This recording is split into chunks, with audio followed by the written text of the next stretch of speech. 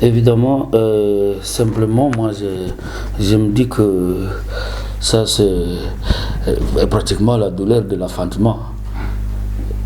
C'est ça exactement, comme ça qu'en un mot, comment je pourrais bien traduire cela. À d'autres, je disais par la blague que vous êtes malade et on doit vous opérer.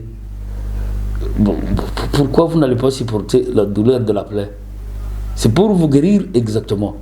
Je disais qu'il y a un grand projet de construction de la route et modernisation de la route qui va de Kassindi jusqu'à Butembo. D'abord, les 80 km qui vont de Kassindi à Beni, là je crois qu'il y a eu un moment, il y avait les mêmes difficultés. Même maintenant là on a oublié ces difficultés parce qu'on a élargi sérieusement cette route. Et il faut qu'on se dise que c'est peut-être une bonne chose qui est un grand flux pour le trafic entre Kassindi et Butembo. C'est-à-dire que ça traduit le dynamisme de la population dans la région. Mais alors, je crois que pendant un temps, les infrastructures n'ont pas suivi ce dynamisme. Et du coup, on se retrouve avec des routes étroites, avec de gros véhicules, et puis un flux très élevé. Très élevé. Heureusement, le projet est arrivé à point nommé. Mais c'est là qu'il y a exactement, c'est là que le bas blesse tout petit peu. C'est-à-dire, s'ils avaient pris le rythme depuis 2022, on n'allait pas connaître ce qui se passe, ce goulot d'étranglement que nous connaissons aujourd'hui. Et vous verrez que là où il y a ce goulot, c'est lorsqu'on atteint des points où on n'a pas fait l'élargissement. Si je prends de Beni à Butembo, le tronçon autour de Kabacha, là on ne peut pas avoir de problème parce que le tronçon est déjà très élargi. C'est ça exactement. Quand il pleut et les tracteurs viennent d'intervenir, ça pose. Il y a un problème complexe. Il y a d'abord des véhicules que je dirais, des véhicules qui sont un peu hors normes.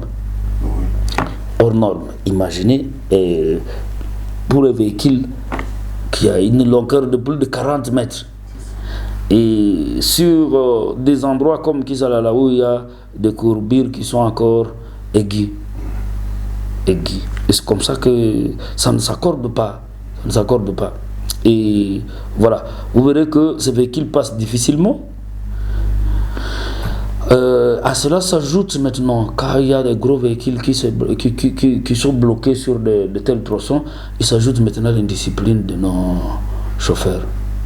Voilà pourquoi vous verrez que le gens peut passer toute la journée en un point et à fin de compte, vous vous rendez compte qu'il n'y avait même pas de bourbier. Mais qu'est-ce qui les a bloqués? D'abord, ces gros véhicules qui passent difficilement ces angles aigus sur nos courbures, et puis les désordres qui s'y ajoutent. Voilà pourquoi on est obligé de déployer, au-delà même de la police, on déploie même des militaires, l'armée, pour essayer de dégager ces endroits. Mais je crois que ça, ce n'est qu'une solution qui est juste palliative. Mais la solution durable va venir. C'est avec d'autres, comme je suis en train de le dire. Parce qu'à ces endroits, il faudrait qu'on élargisse. Et s'il y a eu des courbures, c'est parce qu'il y a des montagnes.